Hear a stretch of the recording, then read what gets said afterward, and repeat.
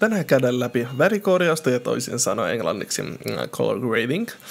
Ja mä en varmaan ala luettelemaan mitään semmoista teoriaa siitä, että miten värit vaikuttavat meidän tunnetilaan. Että esimerkiksi elokuvissa käyttää paljon oranssia ja sinisen yhdistelmää ja näin poispäin.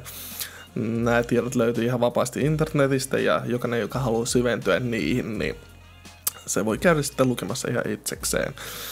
Mikä on tärkeintä tässä värikorjauksessa, eli miksi me tehdään värikorjaus?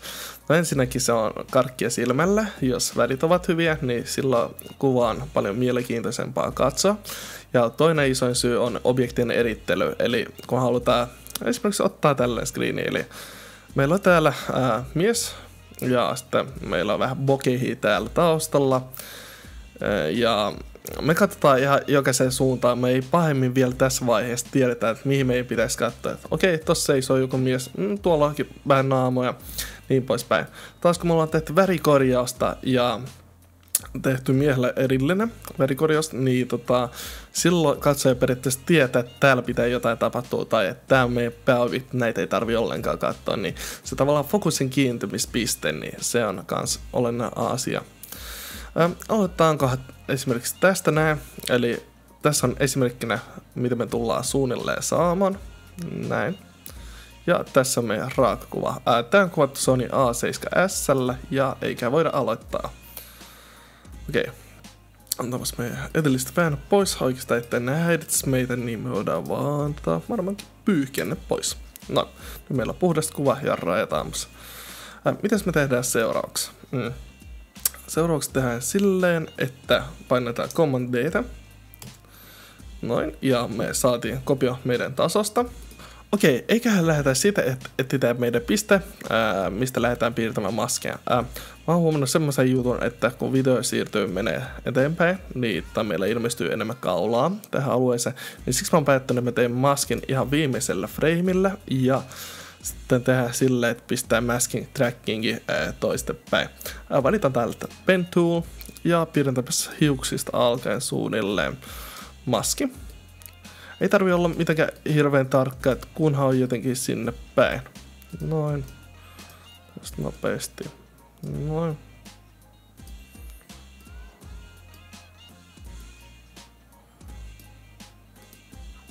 Eikä tää tarpeeksi hyvä. No ja vähän. Pistää eteenpäin. Ja täältä avataan trackeri. Jos tracker ei jostain syystä ole avautunut, niin painotetaan maskista ihan ensin. Window tracker. Ja valitaan Position, Scale, Rotations, bla bla bla. Ja nyt painetaan tästä Track Select Mask Backward. No, vähän tuolta lentää maski pois, mutta tää joudutaan korimaan aina käsiin sitten. Okei, painetaan yhden kerran U-kirjainta. Ja me nähdään, että meillä on maskin pathi nyt täällä. Ja meidän oikeastaan pitää katsoa ne kohdat, missä maski on vähän lentänyt ja korjata ne kaikki käsiin.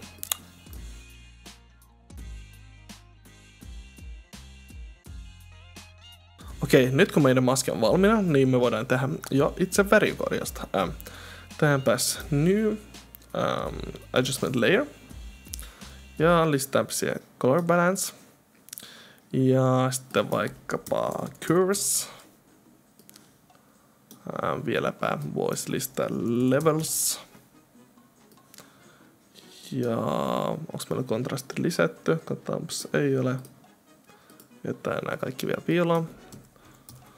Contrast, brightness and contrast. Ja sitten ihan viimeiseksi voitaisiin ottaa... tarvittaisikohan meidän light. Mikäs meidän shadow highlight. Joo, kyllä. Okei. Otetaanpas automaattikko pois, koska se toimii välillä niin huonosti. Okei, ja oikeastaan tekniikalla ei ole mitään rajoja. Tehkää se värikorjaus ihan siltä, miltä teistä tuntuu. Mun mielestä se on niinku liian hivistele, että aletaan katsoa sitä histogrammia. Mä teen aina silleen, että mikä näyttää silmällä hyvältä, niin sillä mä lähdenkin tekemään. Tehdäänpäs ihan ensin silleen, vedetään kyrvestä alas, niin ottaamassa vähän vaikkapa punaista vähän pienemmällä. No, sitten vihreitä erikseen. Tähän sit meidän kuvasta. Aha, ups. No nyt on vihreä. Että katsotaan, olisikohan jotenkin noin. Sitten sininen. Vedetään vaan ja katsotaan mitä tulee. Okei, enkä mä oon tyytyväinen tähän. Levels. Input white. Ehkä snadisti mä pienentäisin. Output blackia päinvastoin ehkä alentaisin. Jotenkin näin. Okei, output white. Ehkäpä näin. Hyvä. Okei, kattavasti meiltä meidän kuva näyttää ilman. Että se on nyt selkeästi jo parantunut semmoisesta cleanimmäiseksi. Joo, seuraavaksi voitaisiin mennä brightnessen kontrastiin ja snadisti, tai oikeastaan jättää se kontrastin meidän päähenkilölle. Ehkä voidaan pikkusen lisätä. No ja brightnessit päinvastoin pienään. Voitpa -2, kyllä. Okei, shadow highlight. Pitäisikö meidän vähän kokeilla? Ehkä näin ihan. Okei, ja ehkä vähän tasapainottaa tuo kuva. Ja katsotaan, miltä meillä näyttää ilman värikorjausta. Nyt meillä on selkeä semmoinen elokuvamainen meininki. Okei. Enkä mä oon ihan tyytyväinen tähän, paitsi että mä voisin kyllä kuitenkin vähän punaisia alentaa, että meillä olisi semmoinen vähän neutraalisempi kuva. Vaikkapa näin. Joo, katsotaanpas ennen, jälkeen, hyvä. Ja sitten, mitäs muuta me voitaisiin tehdä? Voidaan tehdä nyt sillä tavalla, että suljetaan nämä kaikki. Valitaan Shift-pohjassa samaa. Ja sitten vedetään meidän ylempää tasoa, missä meillä on maski. Meillä on eli adjustment layerit näin. Eli pudotetaan tähän väliin, ettei se värikorjaus koskisi meidän alkuperäistä tasoa. Ja nyt me huomaamme, että vanhat värit ja sitten taustalla on uudet värit. Ja nyt kun me copy-pastaa tähän, niin värit muuttuu samanlaisiksi. Ja nyt me voidaan säätää jo yksityiskohtia. Suletaanpas ne curvasit levelit sitten helvettiin ja nostetaanpas vähän kontrastia. Noin brightnessia. Ehkä voidaan katsoa, että snadisti näin. Tässä pitää katsoa, ettei vaan tulisi tehtyä liikaa. Okei, kuten huomaatte, meillä on tässä hienosti right, niin mennäänpäs tähän maskiin. Ja tehdäänpäs mask fader vähän isommalle. Noin 19 ja mask expansion voi olla vaikkapa 3. Noin, katsotaanpas.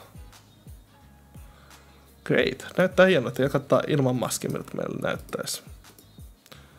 Eli nyt me saatiin meidän henkilölle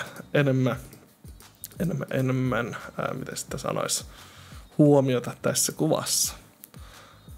Mitäs tästä vielä puuttuisi? Voidaan tietenkin vähän säätää tasoja, katsotaanpas. Tasoja pitäisikin punaisia vähän vasta lisäillä.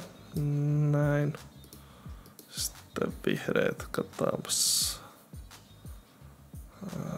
Noin, toi on mun mielestä hyvä. Blue. Vähän vastaan vetäisin 0. Mä haluan kuitenkin, että meidän kuva erottuu. Hyvä, ja sitten ehkäpä me voitais vielä katsotaan, mitä me saadaan tällä hienoa aikaiseksi. Joo, tähänpäs pimennys ja näin. Eikö toi ihan aika hyvä? Kyllä mun silmät ainakin tykkää, että on semmoinen neutraalinen elokuvamainen meininki ja katsotaan miltä näyttää meidän alkuperäinen kuva. Eli voidaan vertailla, meillä on täällä paljon kielteessä, on paljon flatimpää nyt. Taas meillä on semmoinen vähän cleanimpi kuva. Eikä tässä ollut värikorjauksen niin perusteet, että miten se tehdään. Ja tietenkin ei ole aina pakko tehdä objekteille jotain. Se vähän riippuu siitä, mitä te haluatte oikeastaan saada lopputuloksessa. Mutta tässä on ainakin tämmöiset perusasiat. Ja kuten on aikaisemminkin sanonut, jokaisella on omat mieltymykset tehdä. Että jotkut tykkää katsoa sitä Instagramia, toiset tykkää viritellä omia näyttöjä, toiset bla bla bla bla bla. Menetelmiä on miljoonia. Ei ole olemassakaan mitään oikeita, vaan aina voi tehdä 1000 kaavan kautta, jota mä näytin vaan sen, miten mä sen teen. Mä teen kaiken käsin. Tietenkin toinen helppo tapa on pistää vaan luutit päällä, säätää white balance, se on siinä, mutta se ei aina sovellu. Se riippuu aika pitkälti, että minkälainen kodekki teidän kamerasta tulee. Alright, kiitos, että jaksoitte olla mukana. Ja katsotaanpas vielä tästä samasta pätkästä muutamia kohtia, miltä ne näytti ennen värikorjausta ja värikorjauksen jälkeen. Okei, pistämpäs tasa päälle näin. Ja adjustment löytyy tästä ja päällä. Eli tässä meillä on värikorjattu versio, taas ilman värikorjausta. No ehkä pikkusen liikaa punaista pitää korjata kohta. Okei, seuraava sama kohtaus, mitä me tehtiin, mutta mä tein sen pikkusen erilaisella tavalla. Ja meillä on tällainen tulos. Okei, jatketaanpas tämmönen nuotiokohtaus. Nämä värit on ihan muutakin mun mielestä hienoja ilman korjausta, mutta mun mielestä korjauksen kanssa aina kaikki paremmin. Se on vähän niin kuin, tiedätkö, lisää räjähdystä jokaisen videoon, niin jokaisesta paskastakin tulee ihan täys makea. Okei, seuraava meillä on tämmönen, oikeastaan tää ei ole värikorjattu, tässä pistetty päälle, otetaanpas pois. Noin, tuossa on alkuperäinen raffutage, ja sitten kun vedetään color gradingin päälle, niin me huomataan, että meillä on isompi väriskaala ja kontrastikin löytyy, niin kuva on paljon mukavampaa katsoa. Eikä nähdä ensi jaksossa.